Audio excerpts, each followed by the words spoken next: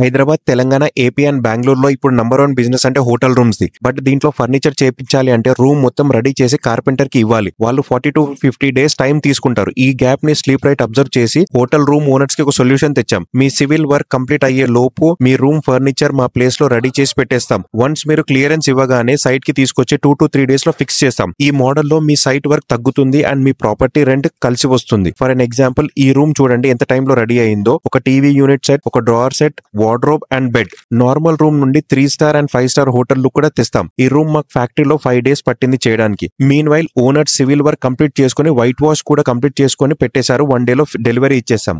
Complete room tour కూడా చూడండి.